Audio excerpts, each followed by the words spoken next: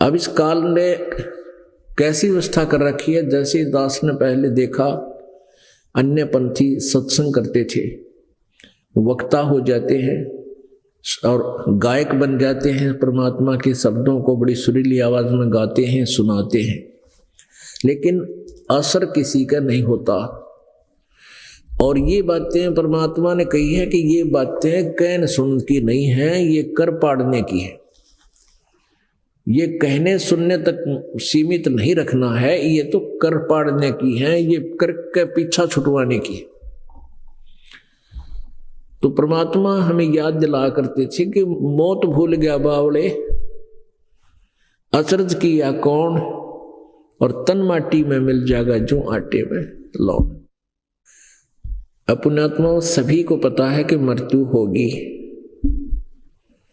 लेकिन डर कती नहीं। औरों को हम मरते देखते हैं, अपने नंबर की चिंता नहीं। एक समय युधिष्ठिर और ये पांचों पांडव वनवास भोग रहे थे।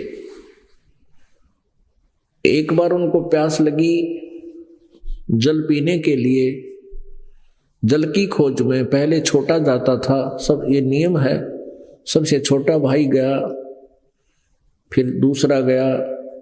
तो वहां तालाब में जो ही उन्हें बर्तन डाला पानी लेने के लिए, आकाशवाणी हुई कि मेरे प्रश्नों का उत्तर दो, उसके बाद जल लेना। लेकिन सहदेव ने जो सबसे पहले गया, उसने नहीं परवाह की कि भाई भूखे प्यासे मर रहे हैं, बहुत ज्यादा प्यास लगी है, इसके प्रश्न के उत्तर दूंगा, इतने जल पिला के आता हूं।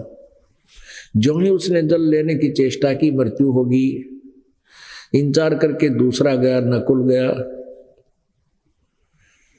उसने भी सोचा ये भाई तो प्यास से मर गया है, बाकी भी मरने वाले हैं, उनके लिए जल्दी जल ले चलता हूं। आकाशवाणी हुई कि मेरे प्रश्न का उत्तर दो, बाद में जल लेना। उसने भी परवाह नहीं की, वो भी मर गया। फिर भीम गया, भीम के साथ भी ऐसा ही हुआ। अर्जुन गया, अर्जुन के साथ भी ऐसा हुआ। फिर युधिष्ठिर स्वयं गया। अब युधिष्ठिर ने सोचा भी ये तो प्यास के मारे मर गए और किनारे पे आकर ही मर गए। उन्हें सोचा चलिए तो मर लिए, जल तो पी लूं, क्योंकि जान जाने वाली है। उसी समय आकाशवाणी हुई कि मेरे प्रश्न का उत्तर दे, बाद में जल लेना, नहीं तेरी हालत भी तेरे भाइयों जैसी हो जाएगी। तभी दुष्ट ने कहा कि प्रश्न करो। यक्ष ने कई प्रश्न किए, उनमें से एक प्रश्न ये था, उसने कहा कि संसार में सबसे बड़ा आश्चर्य किस बात का है। युधिष्ठिर ने उत्तर दिया कि हम प्रतिदिन संसार में बहुत से व्यक्तियों को मरते हुए देखते हैं, लेकिन अपनी मृत्यु की हम चिंता कभी नहीं करते, ये सबसे बड़ा आश्चर्य है। उसके बाद यक्ष ने उन सभी को जीवित कर दिया, उसके प्रश्नों से प्रसन्न होकर। तो कहने का भाव ये है पुण्यात्माओं कि हम सबसे बड़ी गलती, सबसे बड़ा जो ना अचंबा हम ये कर रहे हैं, सबसे अद्भुत कर रहे हैं कि हम डरते को न मौत से। दूसरे को हम, जैसे कोई मृत्यु हो जाती है निकट संबंधी की, हम उसका अंतिम संस्कार भी करते हैं, जैसे भी रीति जिसकी है। और जब तक हम शमशान घाट पर पहुंचते हैं तब तक तो थोड़ा बहुत महसूस रहता है कि भाई क्या लेके गया, ये क्या लेके गया। और जो ही वहां से वापस आते हैं उसी समय सब एज इट इज जैसे थे। लेकिन इस तत्व ज्ञान से हमें यह मौत भूली नहीं जा सकती। हमें इसका पता लग गया कि ये डेफिनेट होगी, लेकिन इस डर से हम बुराई भी नहीं करते और भगवान से डर कर चलते हैं, परमात्मा को याद करते हैं।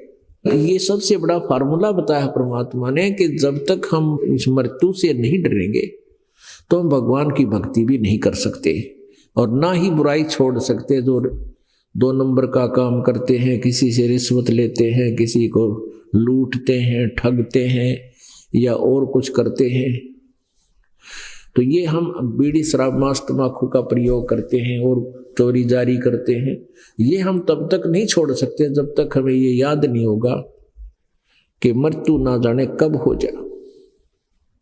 हम एस्टीमेट अंदाजा सा लगा रहे हैं, अप्रोक्सीमेशन कर रहे हैं कि शायद 80-90 वर्ष 100 वर्ष तक तो जीवित रहा कर।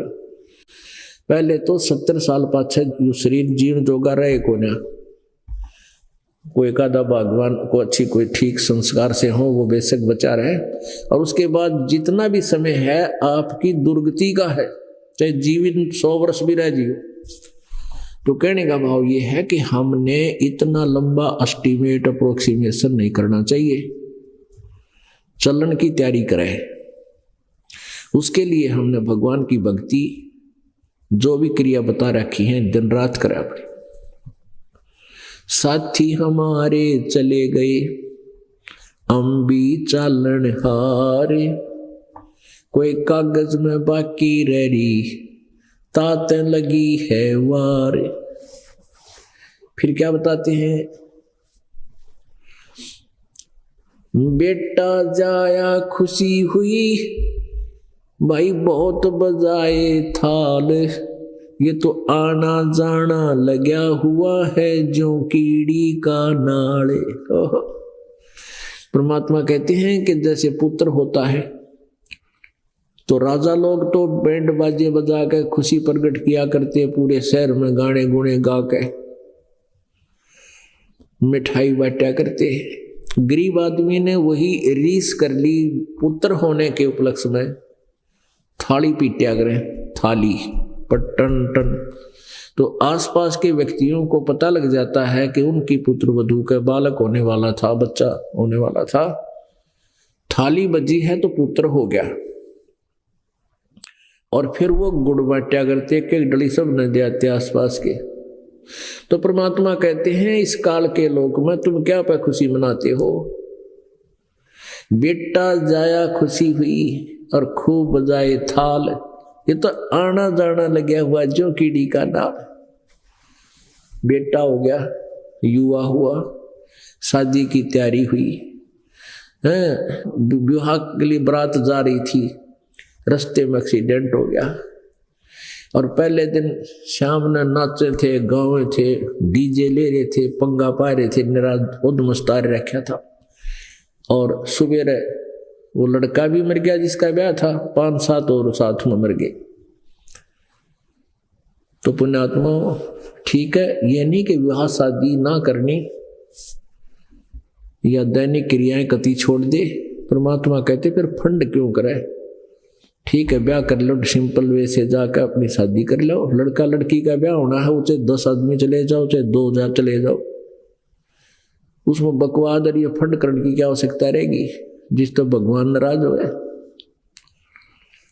तो कहने का भाव ये है पुण्यात्माओं, हम साधु संत भक्त बनकर और फिर हम ड्रामाबाजी करते हैं, नाचना गाना करते, फिर हमने भगवान का ज्ञान कति नहीं, और इसलिए फिर भक्ति बाधक बन जाती है। ऊपरले मन से हम साधना करेंगे, वो साधना हमारी व्यर्थ होती है। कहते हैं भक्ति करे बिन भाव रे सो कोने का जा। बिना भाव के, बिना श्रद्धा से यदि भक्ति हम करते हैं वो व्यर्थ है। भक्ति करने का, साधना करने का तरीका एक विशेष होता है, कसक के साथ करें। ये परमात्मा मुश्किल से दाव लगा है, ये मनुष्य जीवन मिला है, ये भक्ति मिली है, और कसक के साथ अंदर कसक उठे, जैसे किसी वस्तु की प्राप्ति के लिए कसक होया करे, ऐसे कसक बने अंदर से सुमन के साथ, तो उसका लाभ ज्यादा होता है। फिर परमात्मा हमें याद दिलाते हैं, पतझड़ आवत देख कर बन रोवे मन माही, ऊंची टेढ़ी पात थे अब पीले हो जाही। एक उदाहरण देते संसार का, जैसे संसार रूपी वृक्ष है और उसमें से ये पत्ते टूट टूट कर गिर रहे हैं। जैसे एक परिवार समझो, एक परिवार है और परिवार का एक सदस्य मृत्यु को प्राप्त हो रहा है, पता लग गया है कि इसको कैंसर है या कोई और भयंकर असाध्य रोग है, उसको भी पता लग जाता है तेरी मृत्यु होगी। घर वालों को भी चिंता होती है, वो भी दुखी होते हैं, और फिर वो सोचता है कि हे भगवान अब मैं कहाँ जाऊंगा, पूरे परिवार को छोड़कर जब ये चलता है प्राणी, जिसके ऊपर सारा जीवन व्यर्थ कर दिया, वो साथ नहीं जा रहा है, अकेला जा रहा है, तब वो सोचता है, रोता है, भगवान अब ना पता कहाँ जन्म होगा, कौन से पशु पक्षी के शरीर की प्राप्ति होगी।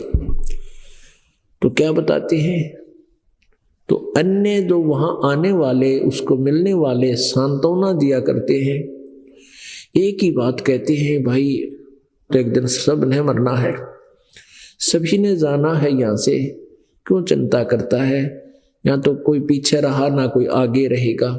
उसको थोड़ा सा दिल डट जाया करे उसका कि दिल डट जा, यू मर जा आराम तय, इतनी सी बात है बस, और समाधान कुछ नहीं उनके पास।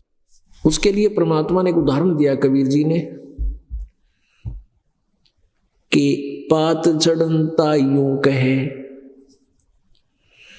पात झड़नता यूं कहे, सुन भई तरवर राय, अब के बिछुड़े नहीं मिले, ना जाने कहां गिरांगे जाए। ये मान लीजिए कि जैसे एक सदस्य घर का बिछुड़ता हुआ कह रहा हो कि भगवान ना मेरा कहां जन्म होगा, कित गिरूंगा जाके। तो उसके लिए परमात्मा बताते हैं, तरवर कहता पात से, सुनो पात एक बात, यहाँ की यह रीति है, एक आवे एक जात, एक आवत एक जात। तो यहाँ की एक रिवाज है इस काल के लोक की, जन्म और मृत्यु सदा बनी रहेगी। यहाँ की यह रीति है, यहाँ का यह एक हार्ड एंड फास्ट नियम है, रूल है कि जन्म और मृत्यु बनी रहेगी, एक आता है दूसरा जा रहा है। इसके समाधान के लिए परमात्मा ने हमें बताया है, साहेब से चतला ले रे मन गर्भ गुमानी, साहेब से चतला, साहेब मन परमात्मा, साहेब से चतला ले रे मन गर्भ गुमानी,